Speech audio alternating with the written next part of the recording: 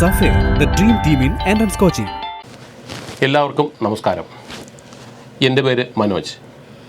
നമസ്കാരം, ഞാൻ അനിൽകുമാർ. ഞങ്ങൾ ZEPHYR entrance coaching സെൻറ്ററിലെ mathematics അധ്യാപകരാണ്.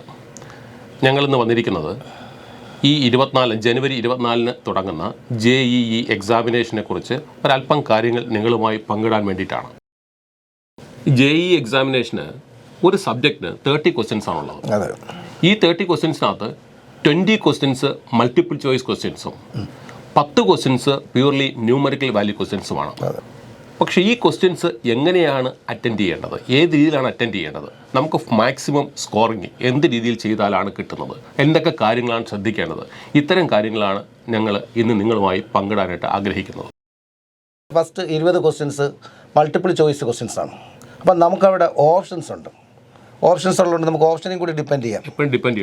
Depend തന്നെ പോകണം. കാരണം ക്വസ്റ്റ്യൻ വായിക്കുമ്പോൾ തന്നെ എലോങ് വിത്ത് ദ ഓപ്ഷൻസ് തന്നെ വായിച്ചിരിക്കണം. തീർച്ചയായിട്ടും. കാരണം കുറേ ക്വസ്റ്റ്യൻസ് നമുക്ക് ഓപ്ഷനിൽ നിന്ന് ആൻസർ കണ്ടെത്താൻ പറ്റും. നമ്മൾ ഡിസ്ക്രിപ്റ്റീവ് എക്സാമിൽ ചെയ്യുന്നത് പോലെ എഴുതി ചെയ്യേണ്ട കാര്യമില്ല. മൊത്തം അതിൻ്റെ ഒരു ആവശ്യമില്ല. ചില ക്വസ്റ്റ്യൻസ് അങ്ങനെ ചെയ്യേണ്ടി വരുമായിരിക്കാം. ഇപ്പം നമ്മളിപ്പം ABCD APയിലാണെന്ന് പറഞ്ഞാൽ നമ്മൾ ABCD 1 2 3 4 5 ഈ 5 നമ്പേഴ്സ് ഇട്ട് ചെക്ക് ചെയ്യാം. അപ്പോൾ ഒരു ജനറലി ശരിയാവുന്ന റിസൾട്ട് സ്വാഭാവികമായിട്ട് ഒരു പർട്ടിക്കുലർ കേസിന് കറക്റ്റ് ആണല്ലോ. അങ്ങനെ തന്നെയാണ് ചില ക്വസ്റ്റ്യൻസ് എല്ലാം ചെയ്യേണ്ടത്. അതെ. ഇപ്പോൾ നമ്മൾ കോംപ്ലക്സ് നമ്പറിൽ ഒരു ക്വസ്റ്റ്യൻ ചോദിക്കുന്നു, മോഡുലസ് 1 ആണെന്നൊരു ക്വസ്റ്റ്യൻ ചോദിക്കുന്നു. അപ്പോൾ മോഡുലസ് 1 വരുന്ന ഇൻഫിനിറ്റ് നമ്പർ ഓഫ് ക്വസ്റ്റ്യൻസ് ഉണ്ട്. അപ്പോൾ നമുക്കത് ജനറലി ചെയ്യാതെ തന്നെ പർട്ടിക്കുലർ കേസ് ഇട്ട് 1 -1 I -I ഒക്കെ ഇട്ട് ചെയ്യാം.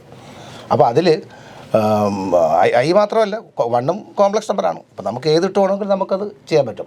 അപ്പോൾ ഈ 20 ക്വസ്റ്റ്യൻ നമ്മൾ മാക്സിമം നമ്മൾ ഓപ്ഷൻസിനെ ഡിപ്പെൻഡ് ചെയ്ത് തന്നെ ചെയ്യണം. അപ്പോൾ നമുക്ക് ഒത്തിരി ക്വസ്റ്റ്യൻസ് കുറഞ്ഞ സമയത്തിനുള്ളിൽ ചെയ്ത് തീർക്കാൻ പറ്റും. രണ്ടാമത്തെ section 10 questions numerical value questions ആണ്. ആ ന്യൂമറിക്കൽ വാല്യൂ ക്വസ്റ്റ്യൻസിൽ 10 5 ആൻസർ ചെയ്താൽ മതിയാവും. പക്ഷേ ആ ക്വസ്റ്റ്യൻസ് ആൻസർ വളരെ കെയർഫുൾ ആയിരിക്കണം. കാരണം നോ ഓപ്ഷൻസ്, വെറും നമുക്ക് ഫില്ല് ചെയ്യേണ്ടതാണ്. വിർച്വൽ കീബോർഡ് യൂസ് ചെയ്ത് നമുക്ക് അതിനകത്ത് എൻ്റർ ചെയ്യേണ്ടതാണ് ന്യൂമറിക്കൽ വാല്യൂ. അത് വളരെ കെയർഫുള്ളായിട്ട് ചെയ്തില്ല എങ്കിൽ ആൻസർ തെറ്റാൻ ചാൻസ് വളരെ കൂടുതലാണ്. തീർച്ചയായിട്ടും വളരെ കെയർഫുൾ ആയിരിക്കണം നമ്മൾ ആ ഭാഗം ചെയ്യുന്നത്. 11ലെയും 12ലെയും മാത്തമാറ്റിക്സിൻ്റെ ഒപ്പീനിയനകത്ത് ടോട്ടലി 29 ചാപ്റ്റേഴ്സാണ് ഉള്ളത്. ഇൻഡിവിജ്വലായിട്ട് നോക്കിക്കഴിഞ്ഞാൽ. പക്ഷേ 11th ഉം 12th ആയിട്ട് സ്പ്രെഡ് ചെയ്ത് കിടക്കുന്ന ചില ചാപ്റ്റേഴ്സ് ഉണ്ട്. കുറച്ച് ചാപ്റ്റേഴ്സ് ഉണ്ട്. അത് നമ്മൾ ലിങ്ക് ചെയ്ത് കഴിഞ്ഞപ്പോൾ ലിമിറ്റ്സും അതുപോലെ കണ്ടിന്യൂറ്റി, ഡിഫറൻഷ്യബിലിറ്റി, പ്രോബബിലിറ്റി, ഇത്തരം ചാപ്റ്റേഴ്സ് ഉണ്ട്. ഇതെല്ലാം കൂടെ ലിങ്ക് ചെയ്ത് കഴിഞ്ഞാൽ ഒരു 24 ചാപ്റ്റേഴ്സായിട്ട് നമുക്ക് പരിഗണിക്കാൻ പറ്റും. അതിനകത്തു നിന്നുള്ള ക്വസ്റ്റ്യൻസ് ആണ് ഇനി നമുക്ക് നോക്കേണ്ടത്. പക്ഷേ അതിൽ തന്നെ ചില കുട്ടികൾ ചോദിക്കാറുണ്ട്, ചില ചാപ്റ്ററിൽ നിന്ന് കൂടുതൽ ക്വസ്റ്റ്യൻ ചോദിക്കുമോ, ചില ചാപ്റ്ററിന് ഇമ്പോർട്ടൻസ് കൂടുതൽ കൊടുക്കണോ. പക്ഷേ എൻ്റെ അഭിപ്രായത്തിൽ അങ്ങനെയല്ല. എല്ലാ ചാപ്റ്ററിനും ഒരേ ഇമ്പോർട്ടൻസ് തന്നെയാണ്. അങ്ങനെയല്ല, എല്ലാ ചാപ്റ്ററും ഒരേ ഇമ്പോർട്ടൻസ് ആണ്. നമുക്കിപ്പോൾ ഏത് ചാപ്റ്ററിൽ നിന്ന് ഏത് ക്വസ്റ്റ്യൻ ചോദിക്കുന്നൊന്നും പറയാൻ പറ്റില്ല. ചിലപ്പോൾ നമ്മൾ ടഫ് എന്ന് വിചാരിക്കുന്ന ചാപ്റ്ററിൽ നിന്നായിരിക്കും ഈസി ക്വസ്റ്റ്യൻസ്. അതുകൊണ്ട് ഒരിക്കലും ടഫ് എന്നുള്ള വിചാരിച്ചുകൊണ്ട് ഒരിക്കലും നമ്മൾ ഒരു ചാപ്റ്റർ ഒഴിവാക്കാൻ പാടില്ല. എല്ലാ ചാപ്റ്റേഴ്സും പഠിക്കുക. ടഫായിട്ടുള്ളതിനായിരിക്കും ഏറ്റവും ഈസി ക്വസ്റ്റ്യൻസ് നമുക്ക് കിട്ടുന്നത്. അതുകൊണ്ട് നമുക്ക് ഒരിക്കലും അങ്ങനെ ചാപ്റ്റർ കളയരുത്. അതുപോലെ ഈ ചാപ്റ്ററിൻ്റെ ആപ്ലിക്കേഷൻ തന്നെ വേറെ ചാപ്റ്ററിൽ വരും. പഠിച്ചേ പറ്റും, ഉറപ്പായിട്ടും ഉണ്ടാവും. എല്ലാ ചാപ്റ്റേഴ്സിനും ഈക്വൽ ഇമ്പോർട്ടൻസ് കൊടുത്ത് വേണം എക്സാമിനേഷന് പ്രിപ്പയർ ചെയ്യാനായിട്ട്. മുൻകാല JEE എക്സാമിനേഷൻ്റെ ക്വസ്റ്റ്യൻസ് നമ്മൾ പരിശോധിച്ചാൽ ഓരോ വർഷവും വരുന്ന ക്വസ്റ്റ്യൻസ് അതിൻ്റെ പ്രീവിയസ് ഇയർ ക്വസ്റ്റ്യൻസിൻ്റെ കുറച്ച് മോഡിഫൈഡ് ഫോംസ് ആണ് കണ്ടുവരുന്നത്. അധികവും അങ്ങനെ വരുന്നുണ്ട്. പുതിയ ക്വസ്റ്റ്യൻസ് ഇല്ലെന്നുള്ളതല്ല, എന്നിരുന്നാലും മിക്കവാറും ക്വസ്റ്റ്യൻസ് എല്ലാം മോഡിഫൈഡ് ഫോംസാണ് വരുന്നത്. അതുകൊണ്ട് പ്രീവിയസ് ഇയർ ക്വസ്റ്റ്യൻസ് ഒന്ന് പ്രാക്ടീസ് ചെയ്ത് കഴിഞ്ഞാൽ അത് തന്നെ നല്ല രീതിയിൽ നമുക്ക് സ്കോർ ചെയ്യാൻ പറ്റും. അപ്പോൾ അതിനുവേണ്ടി നമ്മൾ ZEPHYRൽ എക്സാം ഹോൾ ടോപ്പിക് എക്സാമിന് വെച്ചിട്ടുണ്ട്. അപ്പോൾ ഹോൾ ടോപ്പിക് എക്സാം നമ്മൾ ഇതിനു മുമ്പ് യൂണിറ്റ് ടെസ്റ്റ് എഴുതിയിട്ടുണ്ട്, COs എഴുതിയിട്ടുണ്ട്. അപ്പോൾ അത് 2 അല്ലെങ്കിൽ 1 അല്ലെങ്കിൽ 3 ചാപ്റ്റേഴ്സ്, 5 മാക്സിമം 5 ചാപ്റ്റർ. പക്ഷേ ഇപ്പോൾ അങ്ങനെയല്ല, ഹോൾ ടോപ്പിക്കാണ്. അപ്പോഴേ നമുക്ക് 2 ചാപ്റ്റേഴ്സ് അല്ലെങ്കിൽ 3 ചാപ്റ്റേഴ്സിൻ്റെ ലിങ്ക്ഡ് ആയിട്ടുള്ള ക്വസ്റ്റ്യൻസ് നമുക്ക് പ്രാക്ടീസ് ചെയ്യാൻ പറ്റും.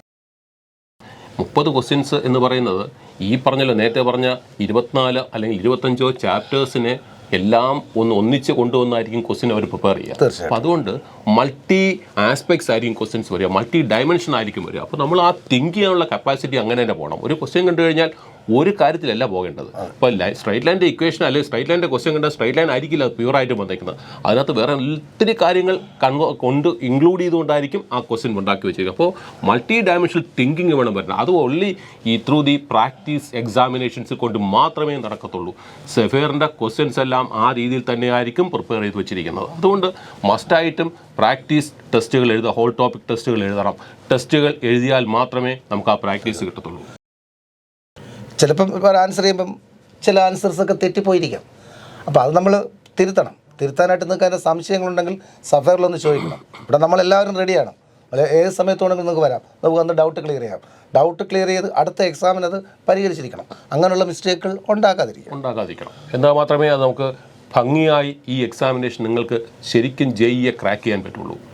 കൂടാതെ ഇനി എക്സാമിനേഷന് പോകുന്നതിന് മുന്നേ ശ്രദ്ധിക്കേണ്ട പ്രധാനപ്പെട്ട കാര്യങ്ങൾ: ഒന്ന്, ഫോമുലകളും ഐഡൻറ്റിറ്റീസും സ്റ്റാൻഡേർഡ് റിസൾട്ട്സും ബൈ ഹാർട്ടായിരിക്കണം. തീർച്ചയായിട്ടും അതൊരു പ്രധാനപ്പെട്ട ഫാക്ടർ തന്നെയാണ്. അത് നിങ്ങൾ എഴുതി ഒക്കെ ഉണ്ടാവണം. അത് നമ്മൾ പ്രാക്ടീസ് അത് നല്ലൊന്ന് നോക്കിയിട്ട് പോകും. ഇപ്പോൾ ഇൻ്റഗ്രേഷൻ്റെ ആപ്ലിക്കേഷൻ ആയാലും ട്രിഗണോമെട്രിയുടെ ഐഡൻറ്റിറ്റീസ് ആയാലും സ്ട്രെയിറ്റ് ലൈൻസിൻ്റെ ഇക്വേഷൻസ് ആയാലും ഇതെല്ലാം നിങ്ങളൊരു എഴുതി വച്ച് അത് എക്സാമിന് മുമ്പ് നിങ്ങൾ വളരെ ഭംഗിയായിട്ട് ബൈ ഹാർട്ട് ചെയ്തിരിക്കണം. ജെഇ മെയിൻസ് എക്സാമിനേഷന് 30 ക്വസ്റ്റ്യൻസ് ചെയ്യാൻ നമുക്ക് പെർ സബ്ജക്റ്റിന് 1 മണിക്കൂറാണ് കിട്ടുന്നത്.